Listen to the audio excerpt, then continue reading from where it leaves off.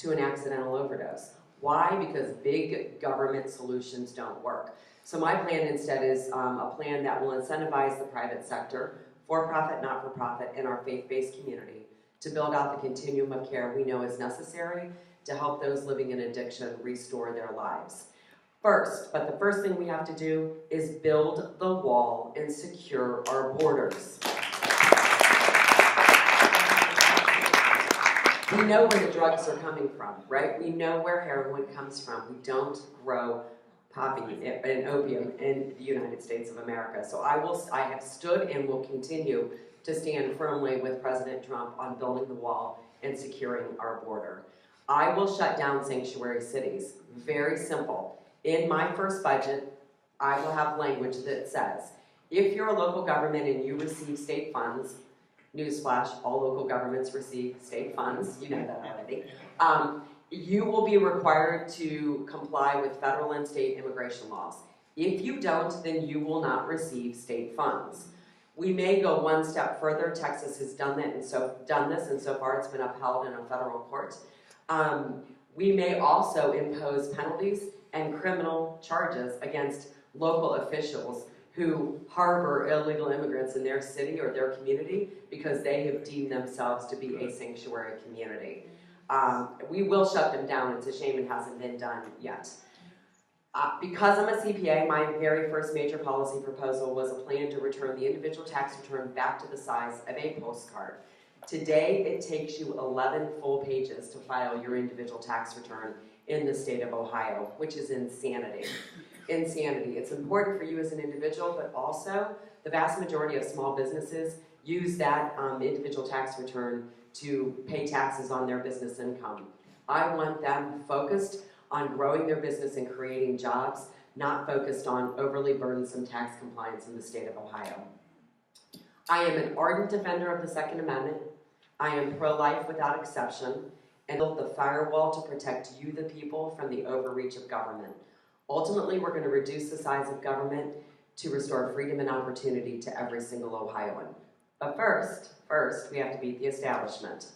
And Mike DeWine is of the establishment. So I'm going to do a little truth and grace here. A lot of truth and grace. You need to be reminded, I believe, of who my opponent is. Now, Mike DeWine refuses to stand on a debate stage with me so that you, the voters, get to truly see what your choice is. So let's just go back and look at what Mike DeWine did while he was serving in the U.S. Senate.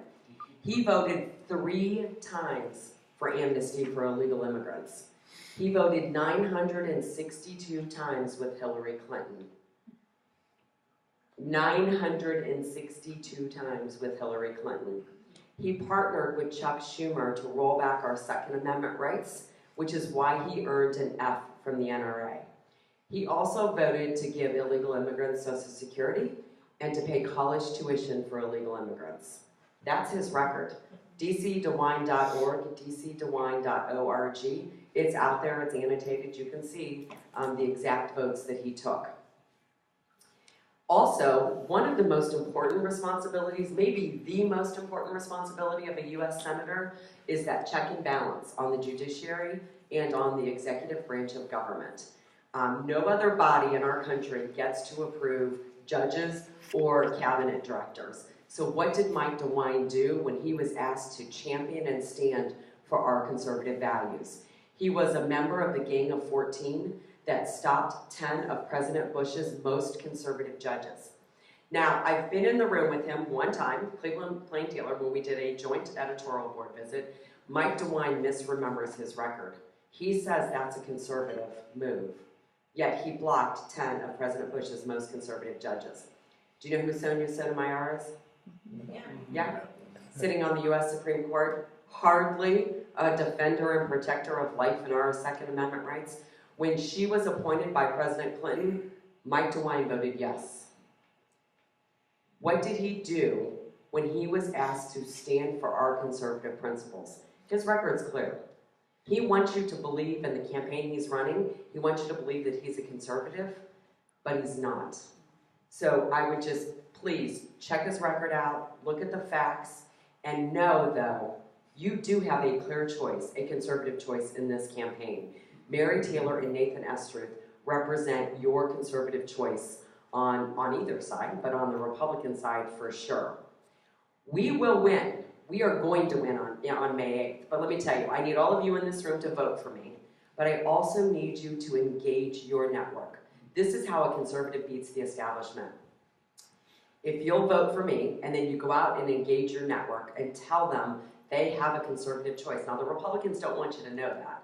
But I need you to tell them they have a conservative choice.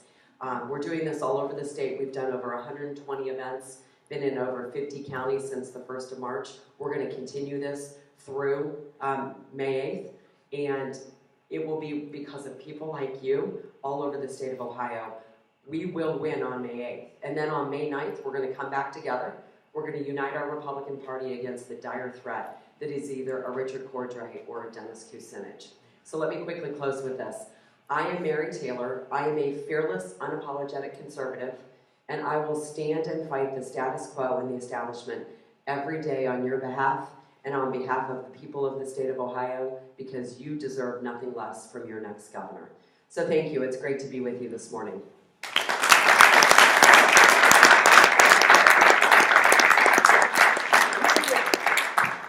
Thank you. Yeah, I can take a few questions. It's about 11 we want to get out, and I have like 3 minutes tops of just things just to wrap up and talk about our next meeting. Whatever, it's your meeting. So, you tell me what you want to do. Yeah, let's ask a couple questions if some folks have them, and then I'll give it like 2 questions, 2 or 3 questions. Perfect. All right. Are you familiar with DeWine as Attorney General? Obama, the big banks, Wells Fargo, Countryside, Chase, got penalized like $60 billion, and the state of Ohio got X amount from that. They put it for. DeWine turned around. Are you familiar with this? I don't know if I am. You ought to check in on this, because he's got a little program of condemning houses, giving money to the city. Yes, I'm aware of that. Tearing it down. I lost one. Is Okay. it To that. It said it had animal feces in it, and so the city said, "Oh, we'll just go ahead and condemn it. We're going to tear your house down and give you a bill for $50,000." Big government, and you know, look at what. Okay, so I talked quick. You know, I told you about Mike DeWine's record in the U.S. Senate, but look at what he's done since serving as your Attorney General. He claims today that the most important crisis that we face in this state is this addiction, or this heroin and opiate addiction.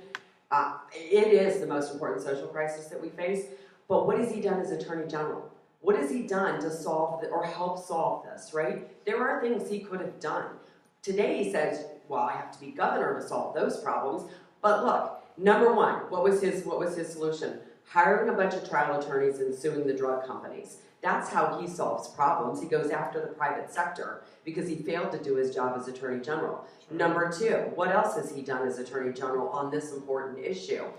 He has a backlog of drug testing in his office that prosecutors across the state are having to let drug dealers go because he is not in a timely way getting those drug tests back to those prosecutors so that they can take these drug dealers off our streets. He says these are the most important issues we face, yet that's what he's done. Also know that as your Attorney General, he ordered every BMV in Ohio to issue driver's license to illegal immigrants. So, and then add on top of what you just said. One quick one, I know you want to be out of here at 11. Anything else? Yes, ma'am. Yes, I agree we shouldn't do the Medicaid expansion, but I'm wondering as far as the premium prices for health insurance, where people either are working independently and you have to buy their own, what can we do about getting the prices down on the health care? So number one, I will say to you, I have been from the beginning and will continue to be repeal Obamacare. Now I'm not repeal and replace, because bad Republican mandates are just as bad Democrat mandates. However, I believe the solution lies in a consumer-driven free market approach, allowing you, the individual, to decide the type of insurance that you want. I will continue to fight for that. Now, having said that, also what I want to bring to Ohio and roll it out and make it available to every small business and citizen, and we'll probably even build it into the original Medicaid, not expansion, that's going away, original Medicaid. It's called direct care, where you as an individual can work directly with your doctor outside of insurance, and you can negotiate what this looks like. They would agree to see you for your regular visits, or if you have a chronic condition. Most of the time it includes pharmacy and testing. There are models in other states that this can be done with for about $50 a month. It's done outside of insurance. It allows your doctor not to have to churn through patients just to make a living. It gets rid of all the cumbersome paperwork of submitting claims and trying to get paid, and it allows that doctor to focus on you and your health.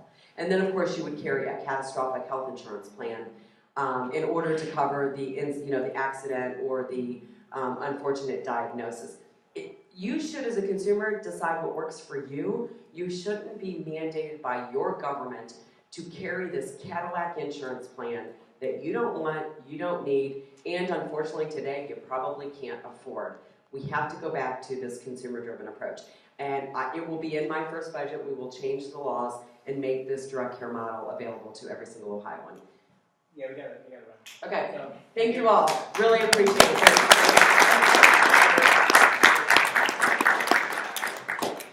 excellent.